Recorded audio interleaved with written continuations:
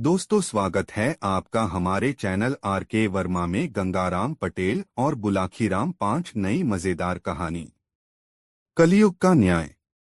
दोस्तों, सुबह हुई तो गंगाराम पटेल और बुलाखीराम उठे और अपनी यात्रा पर निकल पड़े। रास्ते में एक नगर में उन्होंने दोपहर का भोजन किया और दिन ढलते ढलते एक नए नगर में जा पहुंचे। वहां वे एक धर्मशाला में ठहर गए। नित्य की तरह बुलाखी भोजन का सामान खरीदने के लिए चला गया। वहां उसने लौटती बार जो दृश्य देखा, वह उसका रहस्य जानने को बेचैन हो उठा। भोजन आदि से निवृत्त होकर जब गंगाराम बिस्तर पर पहुंचकर हुक्का गुड़गुड़ाने लगे, तब उसने पटेल के पैर दबाते हुए उनसे कहा, पटेल जी, अब तो आप भोजनादि से निवृत्त हो चुके हैं। क्या अब मैं अपनी वह बात कहूं जो आज बाजार से लौटते समय मैंने देखी है? हाँ हाँ भाई, अवश्य कहो, पटेल विनोद भरे स्वर में बोले। तुम्हारी इस शर्त को मानकर ही तो मैं तुम्हें साथ लाया हूं। मुझे मालूम है कि मैंने तुम्हारी शंका का समाधान न किया तो सवेरा होते ही तुम मेरा साथ छोड़कर वापस लौट जाओगे। आथ अपनी बात अवश्य कहो। पटेल जी, आज जब मैं बाजार से सामान खरीदकर वापस लौट रहा था तो मैंने एक दुकान के बाहर भीड़ जुटी हुई देखी। यह देख मैं भी यह जानने के लिए वहां ठहर गया कि देखूं माजरा क्या है, किस कारण यह भीड़ खड़ी है। मैंने देखा कि एक वैश्य की दुकान के नीचे एक 12-13 वर्षीय लड़के की लाश पड़ी हुई है। लाश के समीप ही उस लड़के के माँ बाप बैठे सिसक रहे थे। तभी एक व्यक्ति वहां पहुंचा। उसमें और वैश्य में कुछ वार्तालाप हुआ। फिर उस व्यक्ति ने लड़के के पिता से किसी बात की शपथ लेने के लिए कहा। लड़के के पिता ने जैसे ही शपथ ली कि मृत लड़का जीवित होकर खड़ा हो गया। यह देखकर मेरी हैरत का ठिकाना न रहा। मैं तत्काल वहां से चलकर आपके पास पहुंचा। बस तभी से मेरे पेट में इस बात का रहस्य जानने के लिए मरोड़े उठ रही थीं, किंतु मुझे यह भी मालूम था कि आप बिस्तर में जाने से पहले कुछ बताएंगे नहीं, इसलिए खामोश ही रहा। अब आप मुझे उस रहस्य के बारे में बतलाइए। सुनो बुलाखीराम, पटेल बोले, यहाँ से कुछ कोसों के फासले पर एक गांव है, किशनपुर। उस गांव में रेवती रमन नाम का एक गरीब ब्राह्मण निवास करता था। उसकी पत्नी का नाम शीला था। नाम के अनुकूल उसकी पत्नी बहुत ही शील स्वभाव की थी। ब्राह्मण भी बहुत नेक और अच्छे आचरण वाला था। उनका एक बेटा भी था, जिसकी आयु तब 10 वर्ष की हो चुकी थी। उसका नाम था चंद्रदेव। रेवती रमन नाम का वह ब्राह्मण बहुत गरीब था। उसके पास जमीन भी ज्यादा नहीं थी। उस जमीन से जो भी अनाज पैदा होता, उसी के सहारे उनका निर्वाह होता था। अपनी आर्थिक स्थिति से तंग आकर एक दिन उसने अपनी पत्नी से कहा, सुनो शीला, यहाँ गांव में रहकर निर्वाह करना दिन प्रतिदिन मुश्किल होता जा रहा है। आठ मैंने निश्चय किया है कि 1-2 दिन में यह गांव छोड़कर किसी बड़े नगर को चल पड़ेंगे।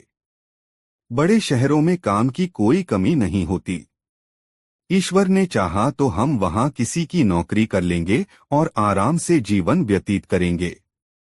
कुछ सालों बाद जब हमारे पास कुछ धन इकट्ठा हो जाएगा तो हम वापस लौट आएंगे और उस धन से कोई कारोबार कर लेंगे। इस तरह आसानी से हमारे जीवन का निर्वाह हो जाएगा। अब बताओ, तुम्हारी क्या राय है इस विषय में? मेरी राय तो वही है जो आपकी है, रेवती की पत्नी ने कहा। जैसा आपको उचित लगे आप वैसा ही कीजिए।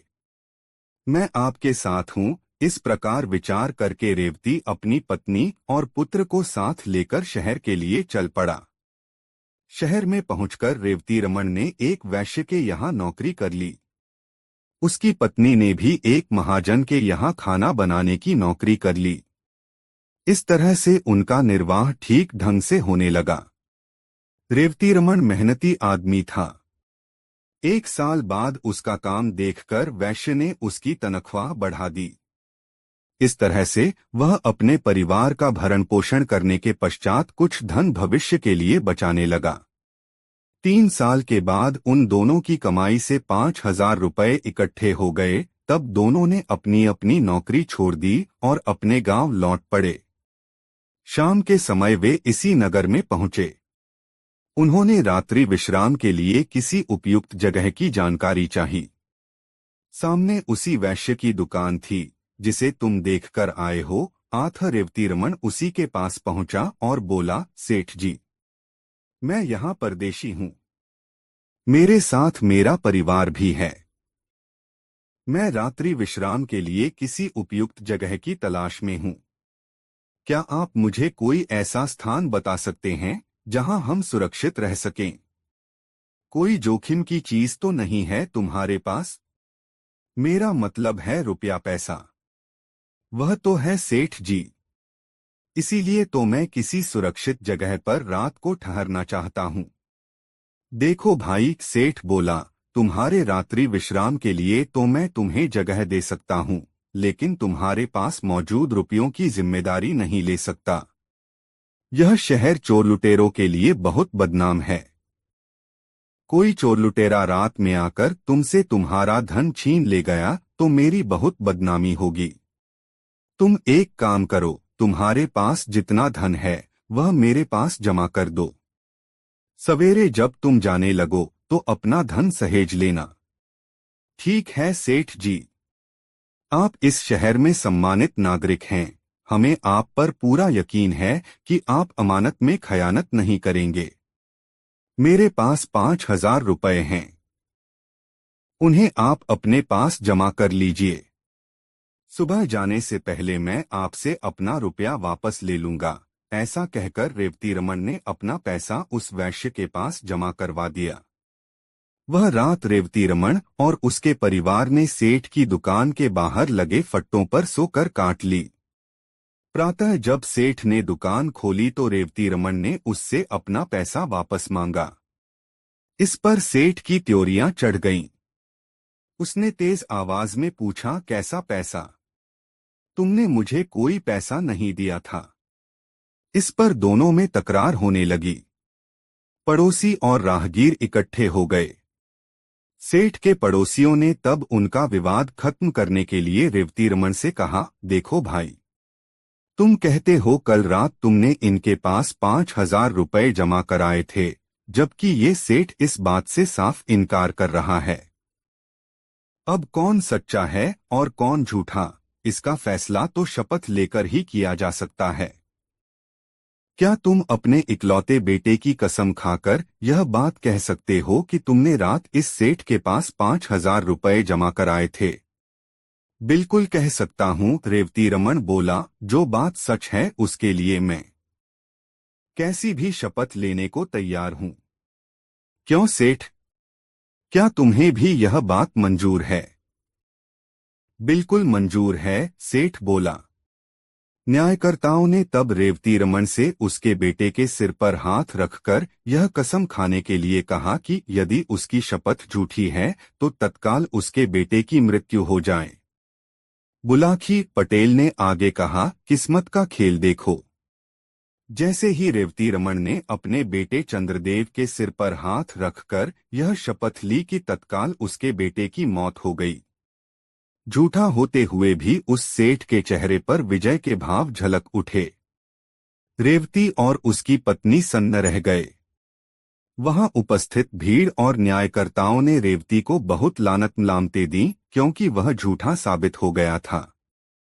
रेवती की हालत ऐसी हो गई जैसे भरे बाजार में उसे किसी ने नंगा कर दिया हो। पति पत्नी दोनों ही सिसक रहे थे और भीड़ उनका मजाक उड़ा रही थी, उन पर फप्तियां कस रही थी। तभी उस भीड़ में से निकलकर एक आदमी रेवतीरमण के पास पहुंचा। उसने उससे कहा, देखो दोस्त, असली माजरा क्या है, तुम मुझे सच्ची बात बताओ। क्या वाकई तुमने इस सेठ को 5,000 रुपये जमा करने के लिए दिए थे? रेवतीरमण बोला, यह बात मैं कई बार दोहरा चुका हूँ, लेकिन किसी को यकीन ही नहीं हो रहा। उल्टा सभी लोग मुझे ही बेईमान करार दे रहे हैं। तब एक बार तुम मेरे सामने अपने लड़के की शपथ लेकर यह बात दोबारा कहो कि मेरी बात बिल्कुल सही है। मैंने सेठ के पास अपने 5,000 रुपए जमा कराए थे। यदि तुम्हारी बात सत्य निकली तो तुम्हारा मृत बेटा अभी जीवित होकर उठ खड़ा होगा। फिर उस आदमी ने सेठ से कहा, क्यों सेठ, तुम्हें मंजूर है यह बात? बिल्कुल मंजूर है। भला मुझे क्या एतराज हो सकता है, लेकिन यह आदमी झूठा है। इसका झूठ साबित भी हो चुका है। बेटे की शपथ लेने के बाद इसने झूठ बोला, इसलिए तो इसके बेटे की मौत हो गई है। बेशक बेशक वह व्यक्ति बोला, पर अगर इस बार शपथ लेने के बाद इसका बेटा जीवित हो जाए, उस सूरत में तुम्हें इसे 5 नहीं 10,000 रुपए वापस करने होंगे। बोलो मंजूर है? कहा तो है, मुझे इसका चैलेंज मंजूर है, सेठ ने कह दिया। उस व्यक्ति के कहने पर रेवतीरमण ने अपने मृत बेटे की शपथ लेकर अपनी बात दोहरा दी। शपथ लेते ही एक चमत्कार हो गया। रेवतीरमण का मृत बेटा जीवित होकर उठ बैठा। सारी भीड़ यह देखकर आश्चर्यचकित रह गई। तब सेठ को वादे के अनुसार रेवतीरमण को 5 की जगह 10,000 रुपए लौटाने पड़े।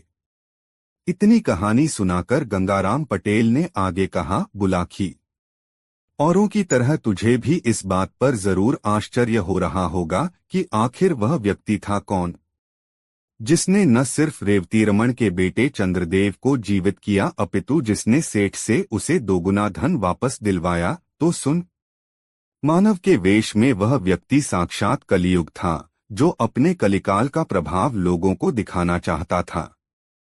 यह कलियुग है बुलाखी।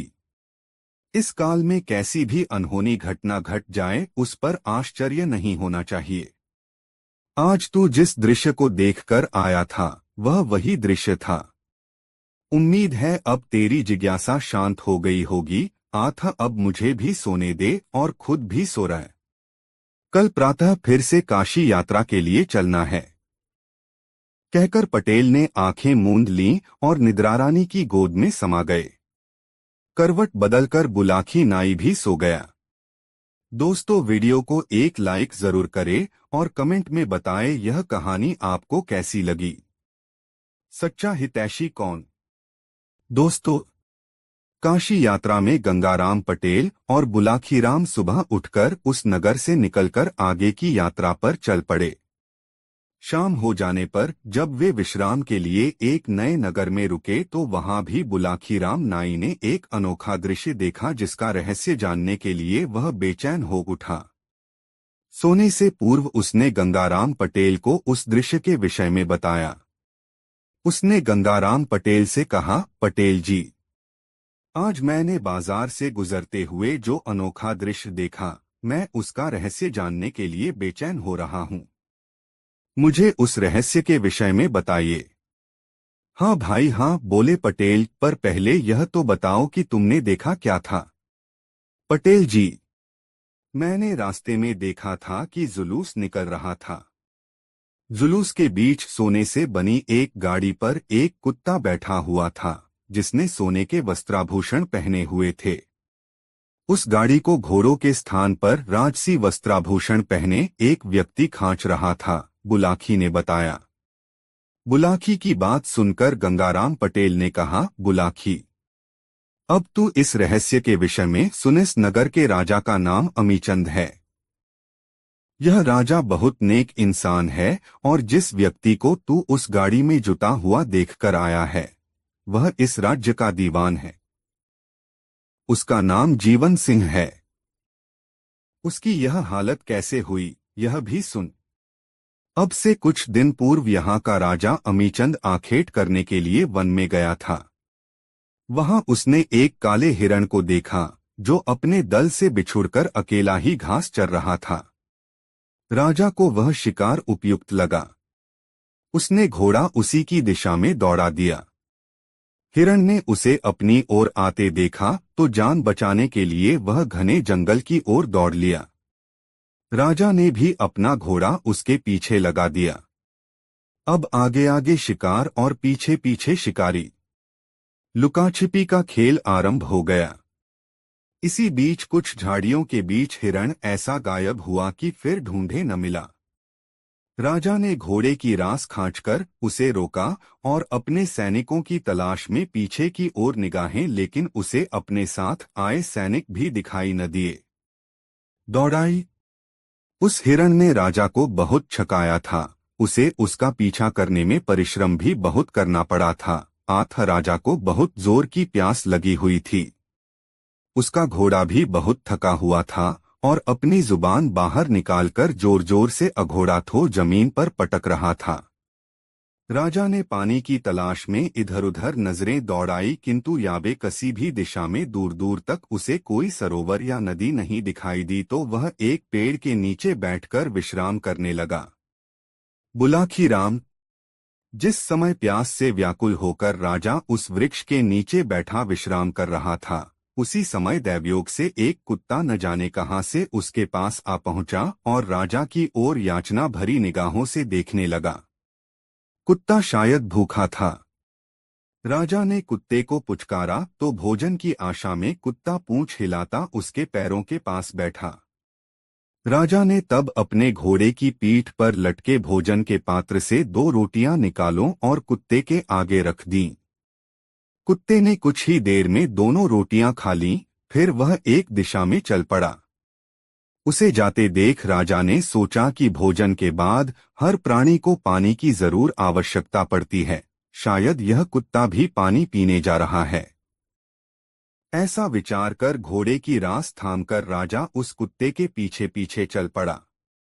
कुछ ही देर बाद कुत्ता एक सरोवर पर पहुंचा और उसके जल में मुंह डालकर पानी पीने लगा। राजा ने भी सरोवर का जल पीकर अपनी तृष्णा शांत की। घोड़ा भी भरपेट पानी पीकर तृप्त हो गया। दिन ढलने लगा था। आठ राजा अपने घोड़े पर बैठा और अपने नगर को लौट पड़ा। राजा के प्रेम में पगा वह कुत्ता भी उसके पीछे पीछे चलकर नगर में चला आया। महल के दरवाजे पर पहुंचकर राजा घोड़े से उतरा तो उसने कुत्ते को भी वहीं खड़ा पाया। यह देखकर राजा ने उसे दुत्कारा नहीं, बल्कि प्यार से कुत्ते को पुचकारा, उसकी पीठ पर हाथ फिराया और उसे अपने महल में ले आया। उस दिन से वह कुत्ता परोक्ष रूप से राजा का एक सचेत प्रहरी बन गया। राजा जब रात को सो जाता तो वह कुत्ता बाहर रहकर कक्ष की रखवाली करता। राजा भी कुत्ते की हर जरूरत का ध्यान रखने लगा। बुलाखी। राजा का दीवान प्रधानमंत्री बहुत महत्वाकांक्षी व्यक्ति था। राजा उस दीवान पर बहुत विश्वास करता था और उसने उसे काफी अधिकार दे रखे थे। राजा इस बात से वाकिफ नहीं था कि वह दीवान चोरी छुपे राजा के विरुद्ध षड्यंत्र रच रहा था। उसकी योजना थी कि किसी प्रकार राजा को समाप्त कर दिया जाए तो यह राज्य उसके अधिकार में आ जाएगा। राजा का कोई पुत्र तो है नहीं जो इस राज्य का उत्तराधिकारी बन जाएगा। यही सब सोचकर एक दिन उसने अपने 2 ऐसे व्यक्ति जो उसके बहुत ही विश्वासपात्र थे, रात के समय राजा का वध करने के लिए भेज दिए। जब अपने अपने मुंह पर कपड़ा बांधे वे दोनों व्यक्ति रात के समय राजा को मारने के लिए उसके कक्ष के पास पहुंचे तो कुत्ता उन पर झपट पड़ा और भौंक भौंक कर उसने राजा को जगा दिया। राजा जब तलवार निकालकर बाहर निकला तो वह दोनों नकाबपोश भाग गए। कुत्ते ने उनका पीछा किया, किंतु वे भागने में सफल हो गए। उन हत्यारों के भाग जाने के बाद राजा ने अपने मन में विचार किया कि यदि आज यह कुत्ता न होता तो वह दोनों हत्यारे अवश्य ही उसे सोते समय मार डालते। वह कुत्ते की वफादारी पर बहुत खुश हुआ। फिर उसका ध्यान उन दोनों हत्यारों की ओर मुखातिब हुआ। वह सोचने लगा कि वे दोनों हत्यारे कौन थे और किसने उन्हें मेरी हत्या के लिए नियुक्त किया था। उसने इस विषय में बहुत सिर खपाया, किंतु कोई निर्णय नहीं कर सका। अगले दिन प्रातः जब राजा अपने दरबार में गया तो वह कुत्ता भी उसके साथ हो लिया। जब दरबार लगा और राजा के सभी दरबारी अपने अपने स्थानों पर आकर बैठ गए तो कुत्ता एकाएक 2 आदमियों की ओर देखकर गुर्राने लगा। दरअसल कुत्ते ने वहां मौजूद उन दोनों व्यक्तियों की गंध सूंघ ली थी जो गत रात चेहरों पर नकाब डालकर उसे मारने आए थे। राजा ने पुचकार कर कुत्ते को शांत किया।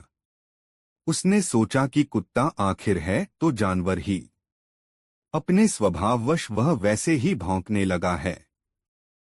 वह तो इस बात को सपने में भी नहीं सोच सकता था कि गत रात उसको मारने के लिए गए वे दोनों हत्यारे यहीं मौजूद हैं। बात आई गई हो गई, लेकिन 2 दिन बाद महल में रात के समय कुत्ते ने फिर भौंकना शुरू कर दिया। उस समय राजा गहरी नींद में सोया हुआ था। कुत्ते का भौंकना सुनकर उसकी नींद टूट गई और वह दीवार पर टंगी अपनी तलवार लेकर फुर्ती से बाहर निकल आया।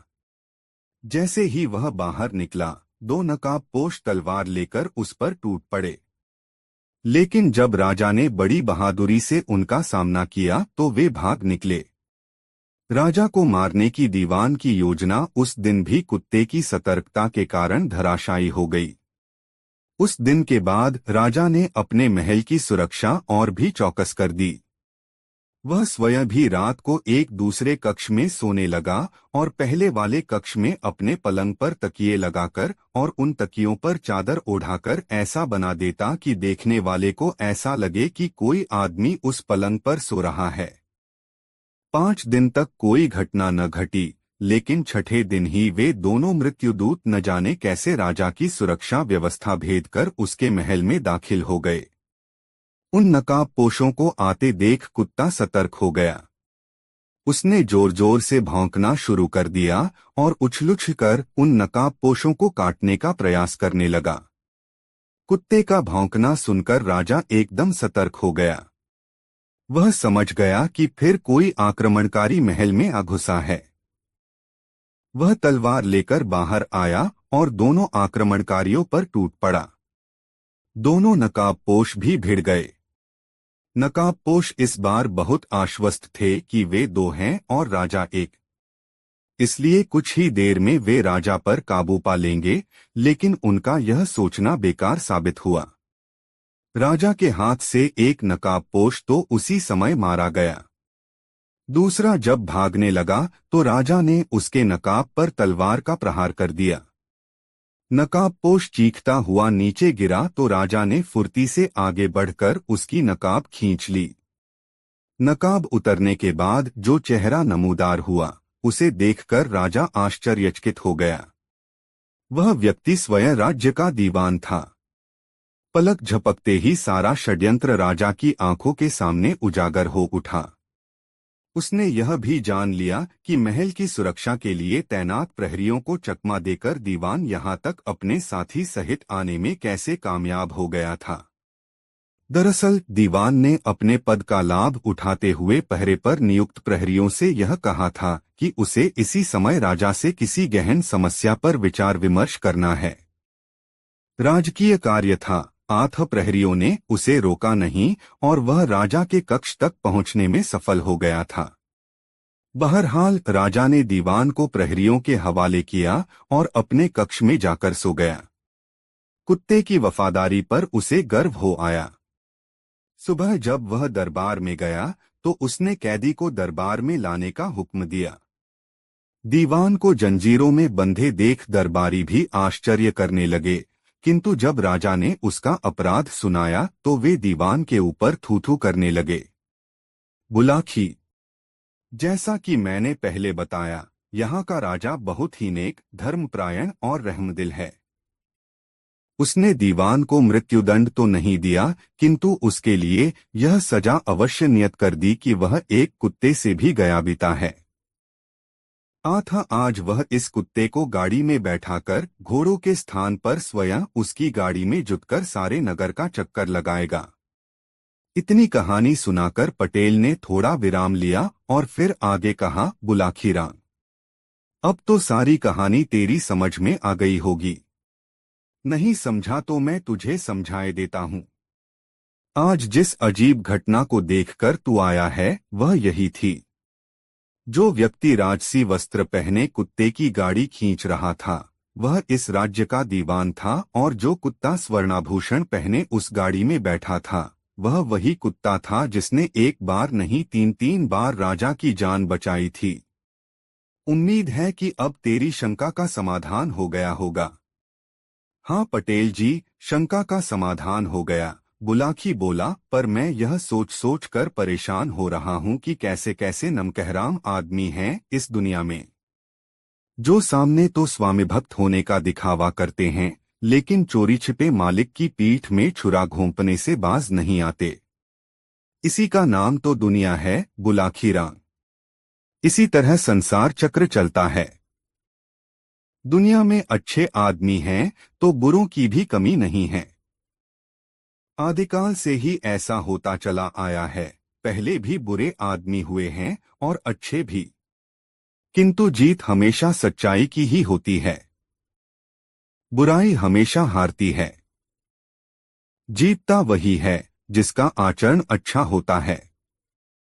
अच्छा, अब रात काफी हो चली है और आंखों में नींद भी भर रही है। आथ तू भी सो जा और मैं भी सोने का प्रयास करता हूँ। अभी बहुत रास्ता बाकी है सफर का, यह कहकर पटेल ने टांगे फैला दी। बुलाकी भी अपने शरीर पर चादर ओढ़कर करवट लेकर सो गया। दोस्तों, वीडियो को एक लाइक जरूर करें।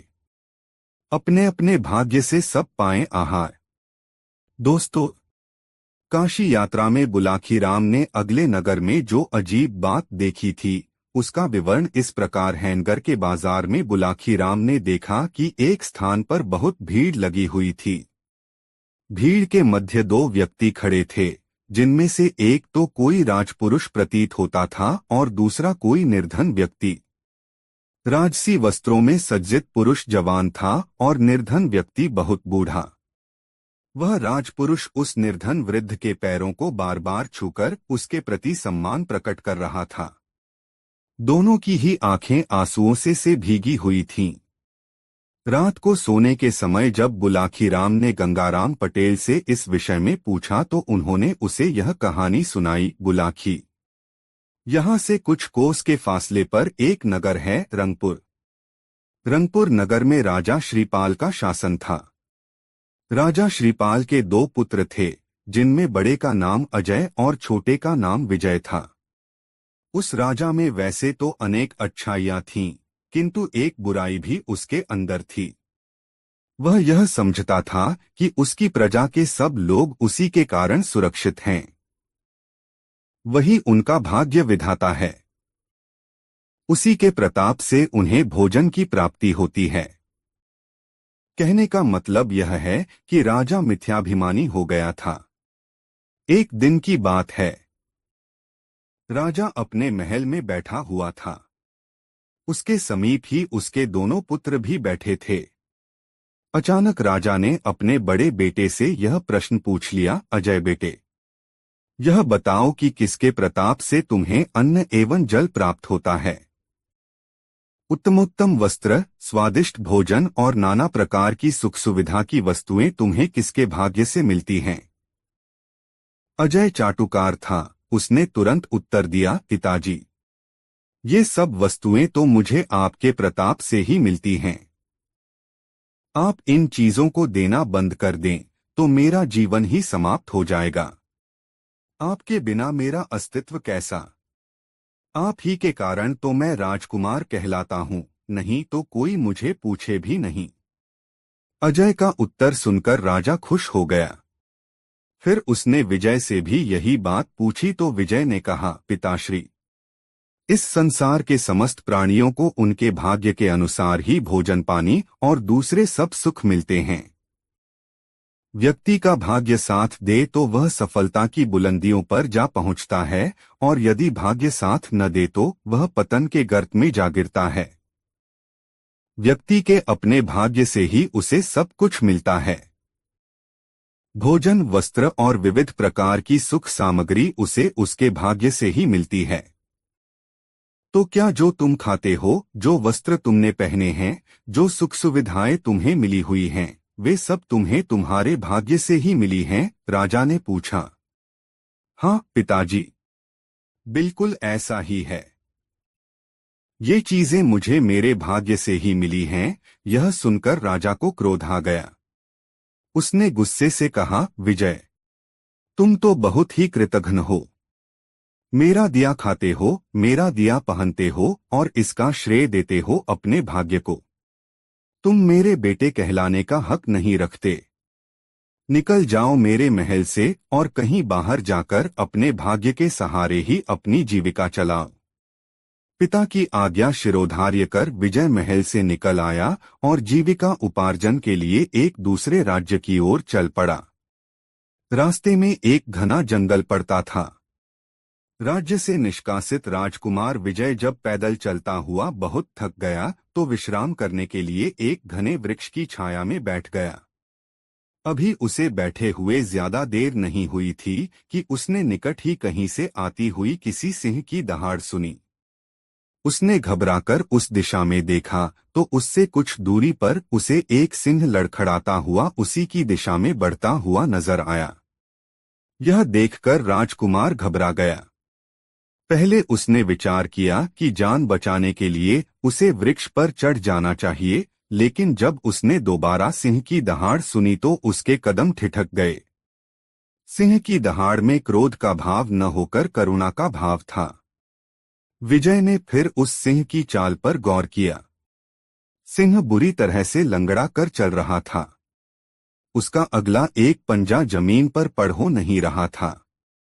यह देखकर विजय के मन में उस सिंह के प्रति दया के भाव पैदा हो गए। घायल सिंह लंगड़ाता हुआ उसी वृक्ष के पास पहुंचकर बैठ गया जिस वृक्ष के नीचे विजय बैठा हुआ था, और वह याचना भरी निगाहों से विजय की ओर देखने लगा, जैसे कहना चाहता हो कि आओ मेरी मदद करो। झिझकता हुआ विजय तब धीरे धीरे सिंह के निकट पहुंचा। उसने दाएं हाथ से सिंह का सिर सहलाया। सिंह को उसके स्पर्श से कुछ राहत सी मिली तो उसने अपनी आंखें बंद कर लीं। विजय ने इस बार दोबारा उसकी पीठ सहलाई तो सिंह जमीन पर लेट गया। अब विजय ने उसके घायल पंजे पर ध्यान दिया। सिंह के पैर में एक मोटा कांटा चुभा हुआ था। कांटा इतना बड़ा और सख्त था कि वह पंजे को फाड़कर ऊपर तक निकल आया था। उस कांटे के कारण सिंह का पैर बुरी तरह से सूज गया था। कांटे के कारण पूरा पंजा जख्मी हो गया था और पंजे से रक्त बह रहा था। सिंह की ऐसी हालत देखकर विजय नीचे झुका। उसने सिंह का वह घायल पंजा दाएं हाथ से पकड़ा और अपने दांतों से पकड़कर उस कटी को एक झटके से बाहर निकाल लिया। राहत मिली तो सिंह की गुर्राहट बंद हो गई और वह आंखें मूंद कर लेट गया। कांटा निकालने के बाद राजकुमार बहुत देर तक सिंह की पीठ और उसके सिर को सहलाता रहा। बुलाखी। ममता की भाषा सभी प्राणी समझते हैं। प्राणी कोई भी क्यों न हो, यदि उसे प्यार दुलार मिले तो वह आदमी का मित्र बन जाता है।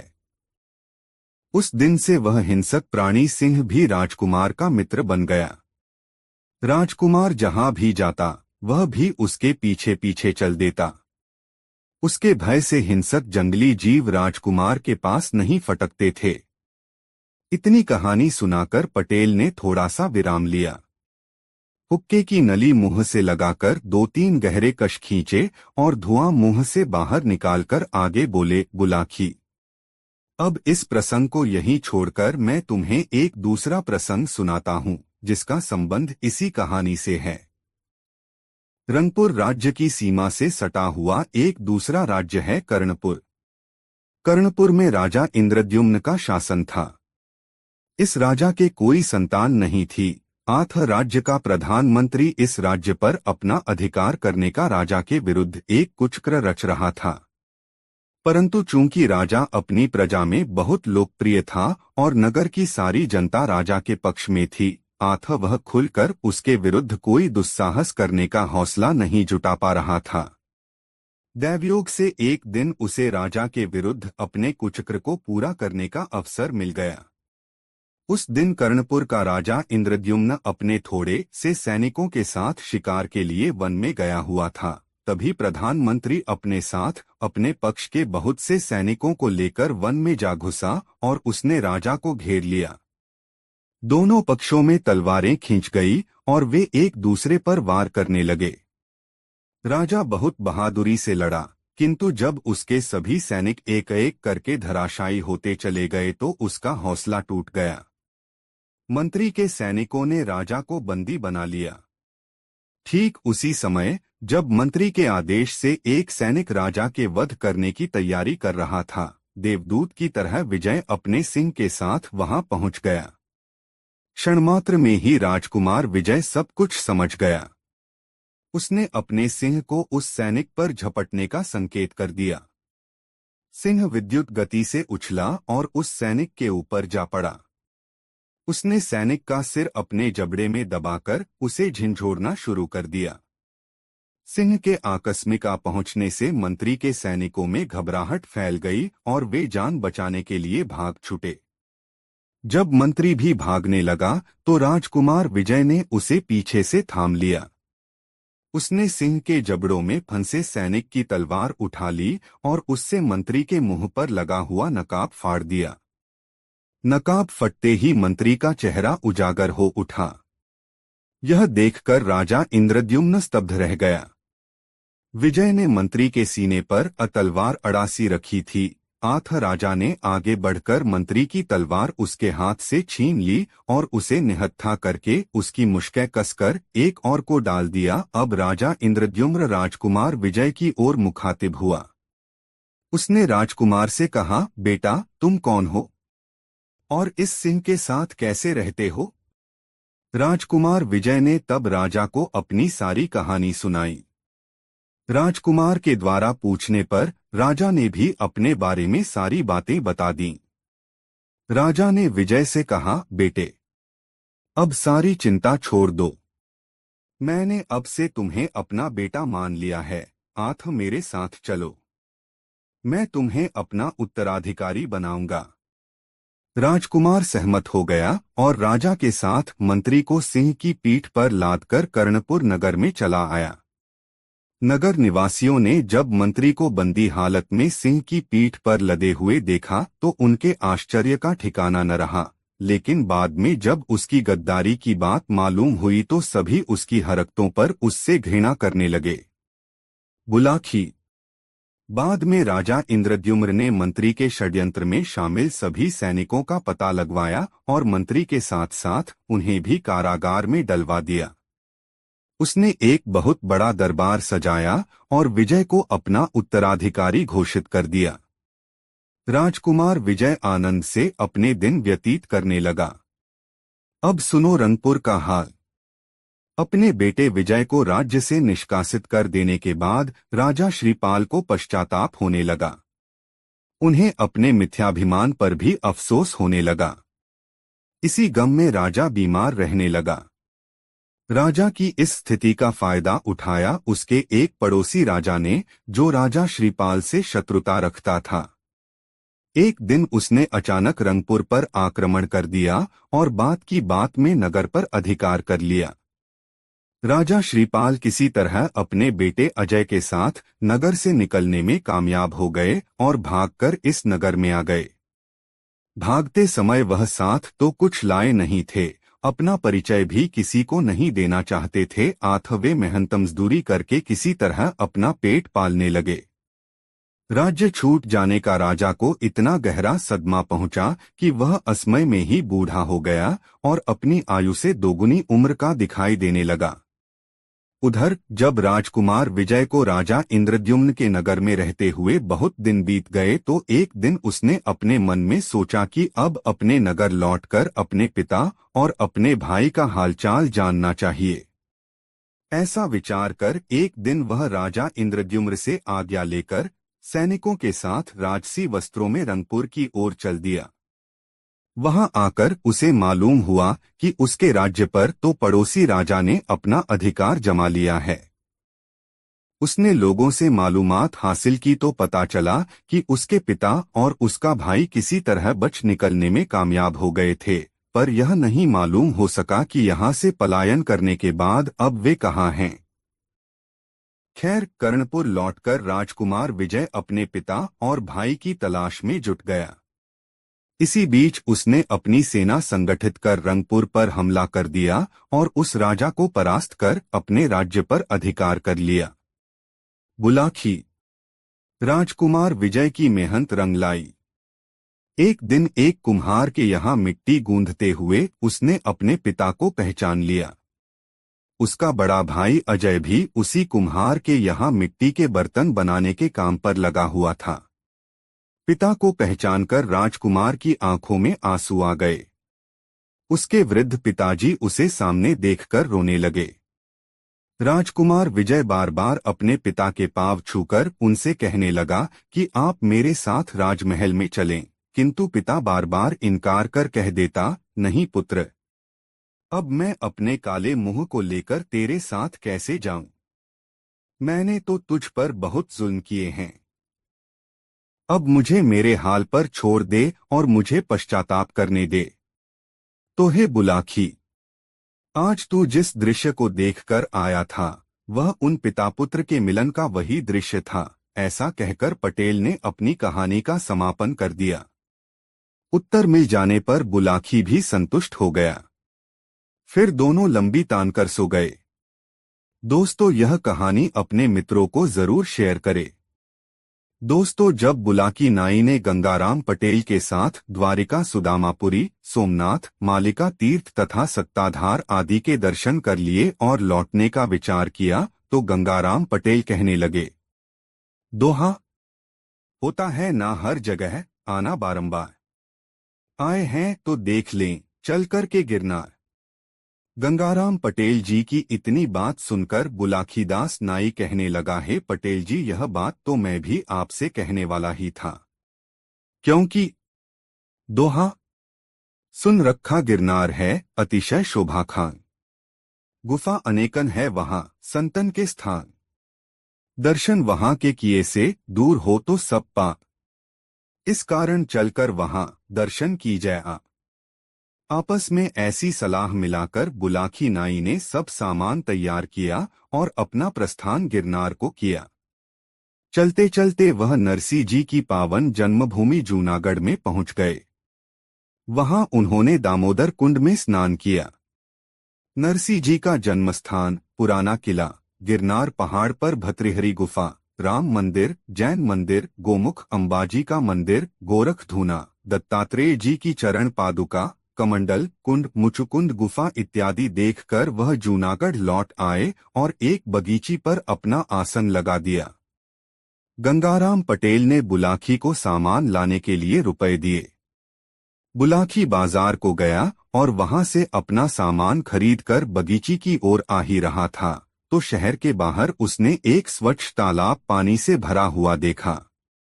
उसमें शोभायमान कमल के फूल खिले हुए थे। तालाब की ओर से संगीत की मनोहर ध्वनि तो आ रही थी, परंतु वहां गाने बजाने वाला कोई भी दिखाई नहीं दे रहा था। बुलाखी को बड़ा आश्चर्य हुआ और वह सामान लेकर सीधा बगीची पर आया और अनमना सा बैठ गया। बोला, मुझे घर जाना होगा। बुलाखी नाई की बात सुनकर गंगाराम पटेल ने कहा कि अरे, अब तो हम अपने घर को ही लौटेंगे। पहले भोजन बनाओ, खाओ, फिर रोज की भांति आज भी सोते समय तुम्हारी समस्या का निदान कर तुम्हें संतुष्ट कर लूंगा। तब बुलाखी नाई पानी भरकर लाया, बर्तन साफ किए, फिर चूल्हा जलाकर खाना बनाया और खाया। बुलाखी ने पटेल जी का बिस्तर लगाकर हुक्का भर के रख दिया। सब सामान ठीक प्रकार से रखकर बुलाखी पटेल जी के पांव दबाने लगा। तब पटेल जी ने मुस्कुराते हुए कहा, भाई बुलाखी, आज तुम जो अनोखी बात देखकर आए हो वह मुझे बताओ। बुलाखी नाई कहने लगा कि आज मैं जब खाने पीने का सामान लेकर वापस आ रहा था तो रास्ते में शहर के बाहर एक विशाल तालाब देखा था जो स्वच्छ जल से भरा हुआ था। उसमें सुंदर सुहाने कमल खिल रहे थे। कुछ लोग नौका विहार कर रहे थे।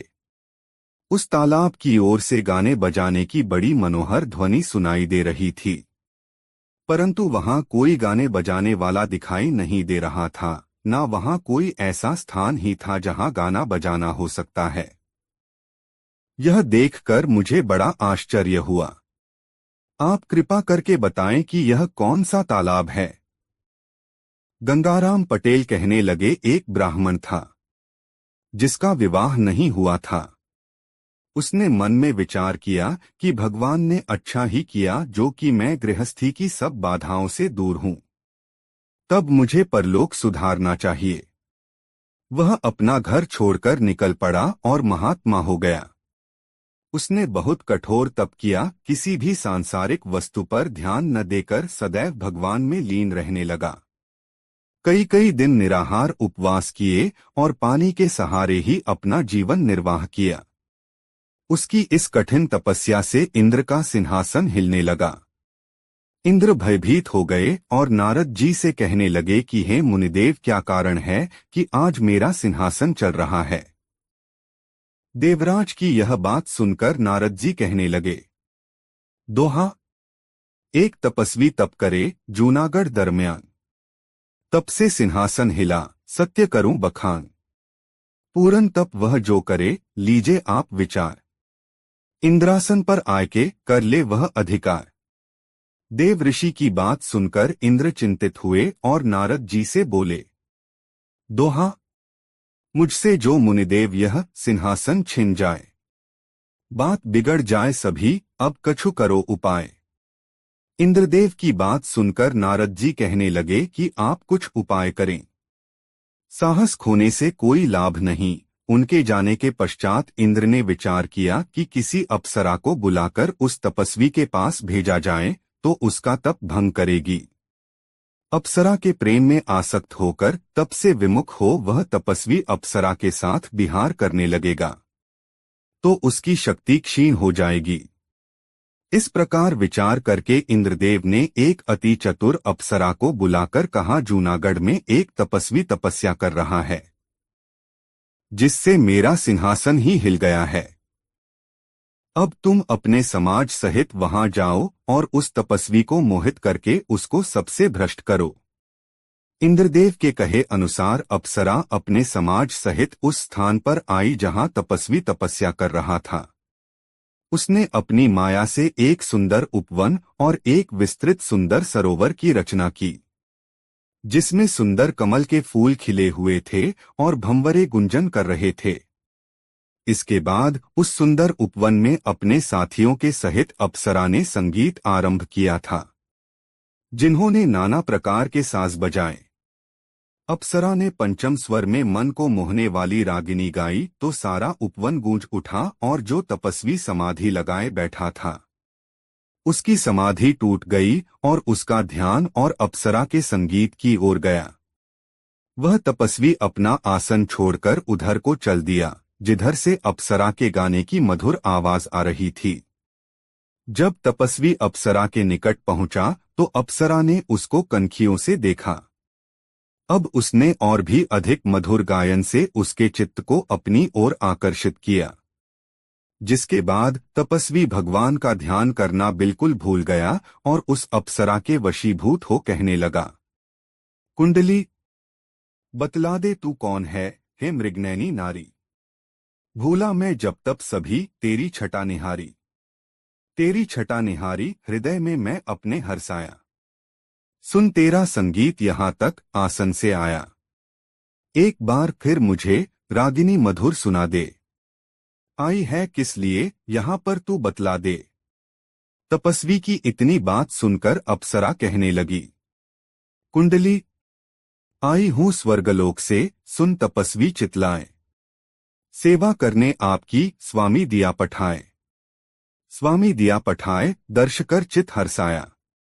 धन्य हमारा भाग आपका दर्शन पाया, जो कुछ आज्ञा देव करूं तो अब हूं सेवकाई। इच्छा पूरन करन आपकी हूं मैं आई।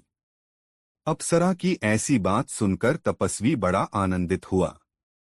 बोला, मैंने अब तक संसार में तुम्हारे समान सुंदर स्त्री नहीं देखी और न कोई ऐसा सुरीला संगीत सुना है। मेरा मन तुम्हारी सुंदरता को देखकर ऐसा मोहित हो गया है कि मैं यही चाहता हूं कि तुम सदा मेरे नेत्रों के सामने रहो और अपने मधुर संगीत द्वारा मेरी इच्छा पूर्ण करती रहो। तपस्वी की यह बात सुनकर अप्सरा कहने लगी, आप एक तपस्वी हैं, आपकी इच्छा पूरी करना तो मेरा परम कर्तव्य तथा धर्म है।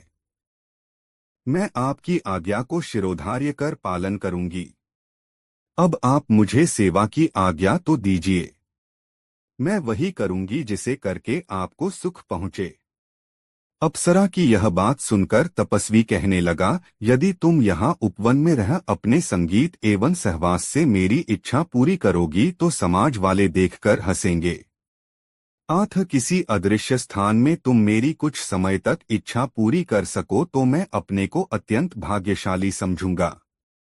अप्सरा ने यह बात सुनी तो समझ गई कि अब तो तपस्वी मेरे वश में है। इससे अपने बिगाड़ का कुछ भय नहीं और अब मैं आसानी से इंद्रदेव का कार्य पूरा कर सकूंगी। वह कहने लगी, मैं कोई साधारण स्त्री नहीं हूं, स्वर्गलोक की रहने वाली हूं। अब तक मैं किसी पुरुष पर मोहित नहीं हुई हूं और न किसी के साथ विहार ही किया है। यदि आप सदैव मेरे साथ विहार करने का प्रण करें तो मैं आपकी इच्छा पूरी कर सकती हूं, नहीं तो अपने स्थान को चली जाऊंगी।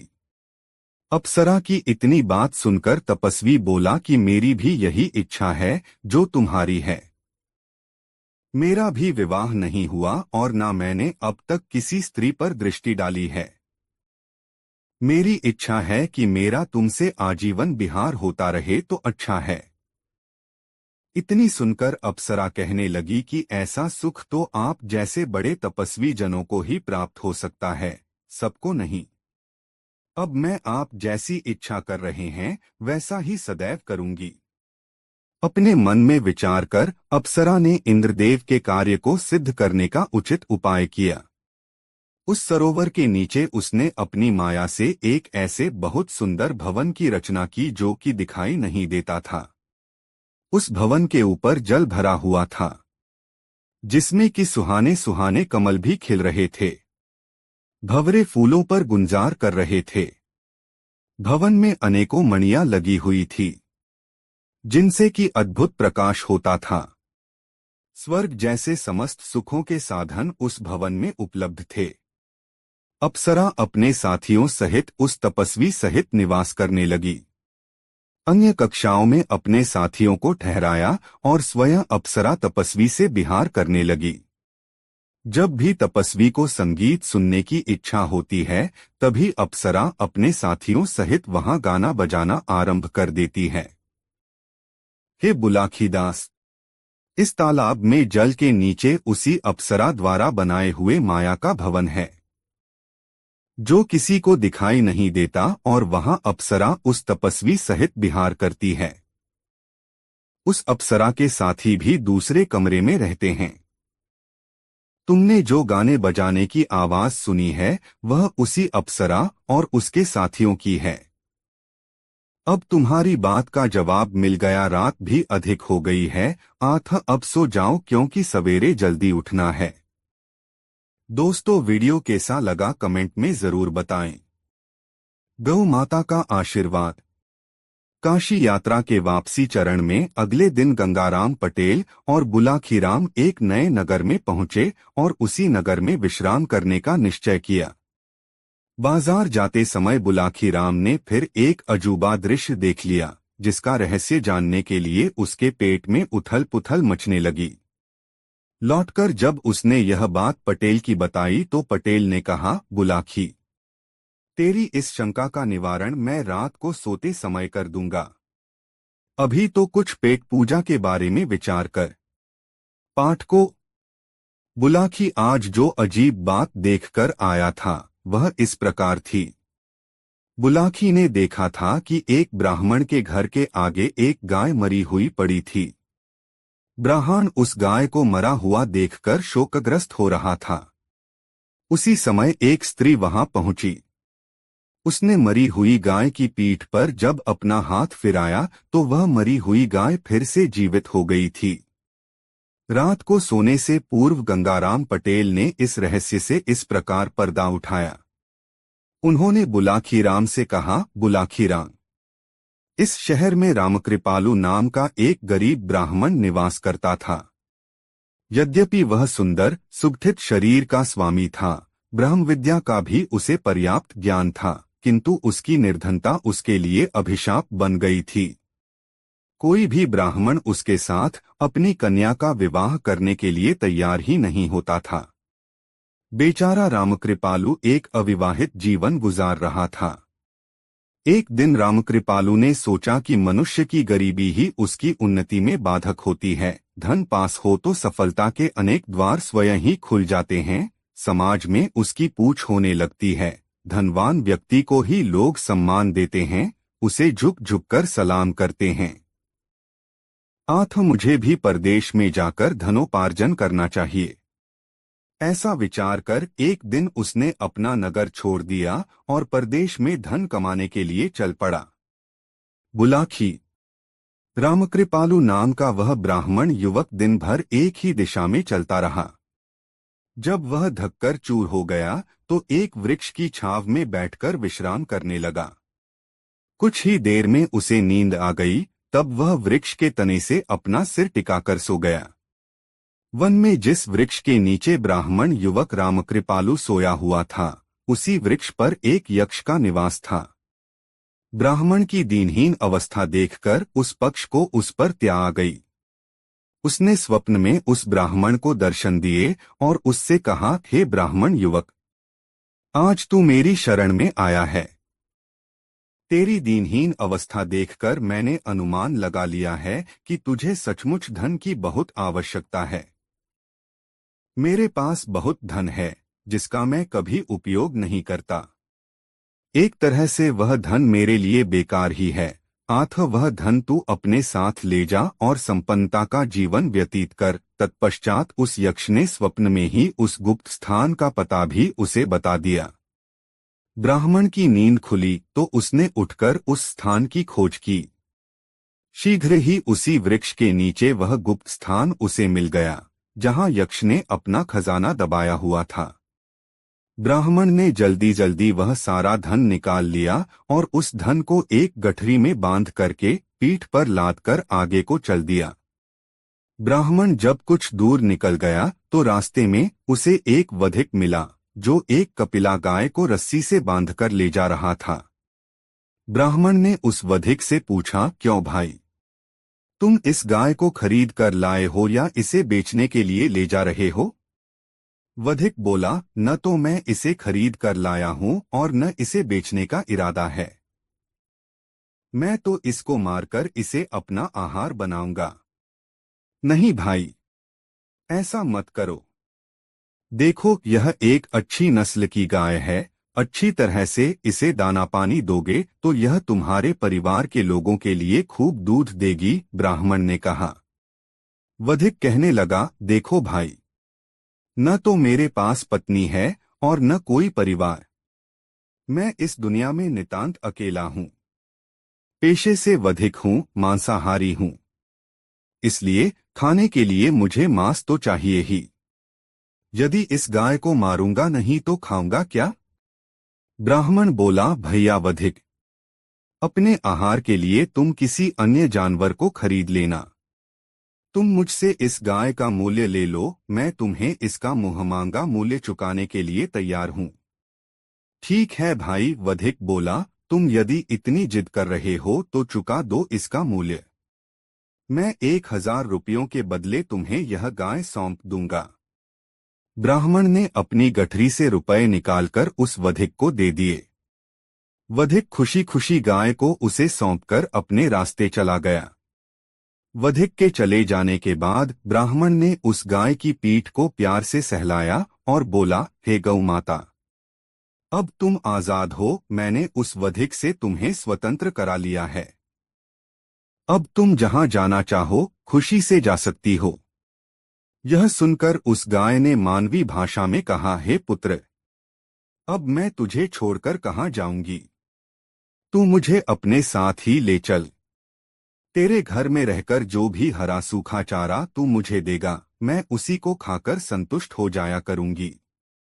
एक गाय को अपनी भाषा में बोलते देख ब्राह्मण को बहुत आश्चर्य हुआ। उसने पूछा, हे गाय माता, यह कैसा चमत्कार है? तुम एक गाय होते हुए भी मानवी भाषा कैसे बोल लेती हो? गाय बोली, हे पुत्र, पूर्वजन्म में मैं एक यक्ष कन्या थी। एक बार मैं अपनी सखियों के साथ वन विहार को गई। वहां हम लोगों ने एक रमणीक स्थान देखा।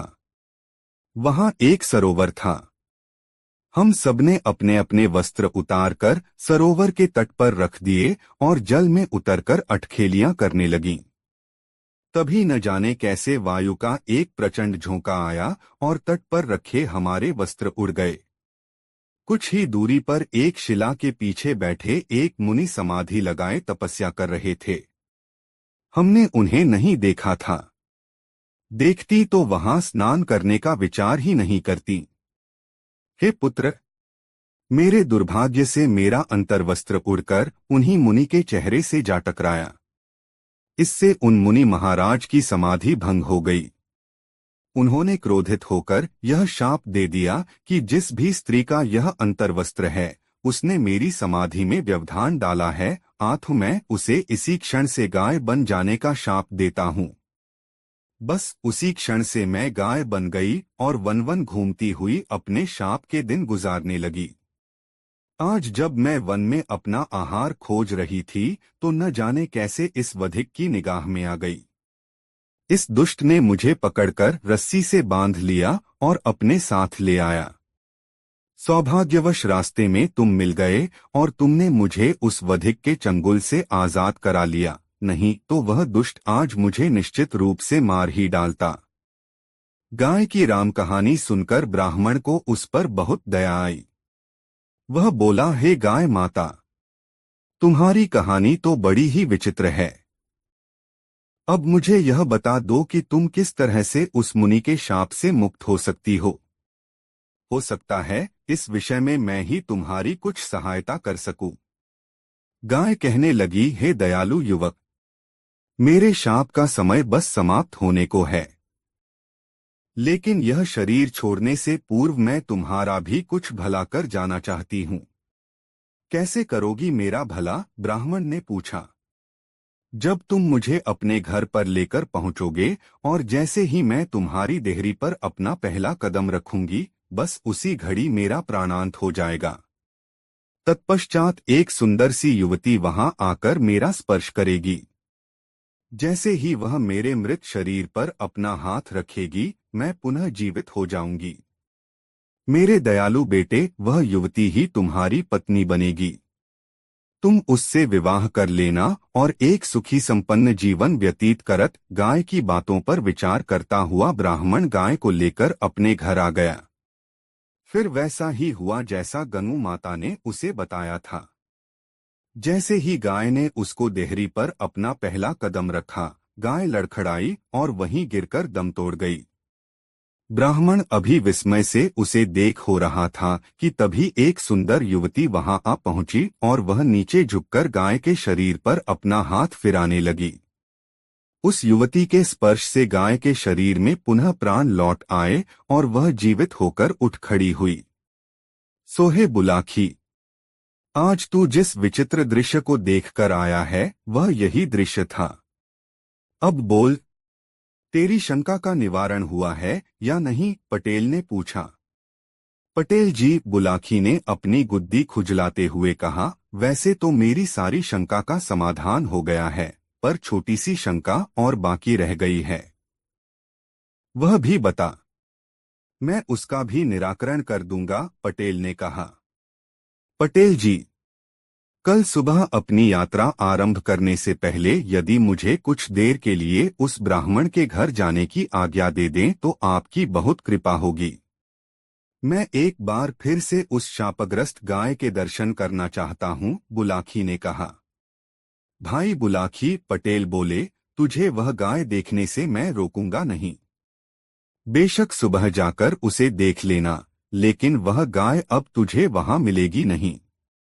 याद है कहानी के दौरान गाय ने क्या कहा था? गाय ने उस ब्राह्मण से कहा था कि मेरा शाप का समय समाप्त हो रहा है। वह गाय तो ब्राह्मण की देहरी पर पहुंचते ही शाप से मुक्त हो गई थी। पुनः जीवित वह इसलिए हुई थी कि उसने उस युवक से उसकी होने वाली वधू की पहचान करानी थी। उसके बाद उसने फिर से अपना चोला छोड़ दिया होगा। मुझे तो पूरी उम्मीद है कि वह ब्राह्मण अब तक उस गाय को भूमि में गहराई तक दबा भी चुका होगा। फिर भी विश्वास न हो तो जाकर अपनी आंखों से इस सच्चाई की परख कर लेना। मेरी तरफ से आज्ञा है। इतना कहकर पटेल ने इस कहानी का समापन कर दिया और सोने की तैयारी करने लगे।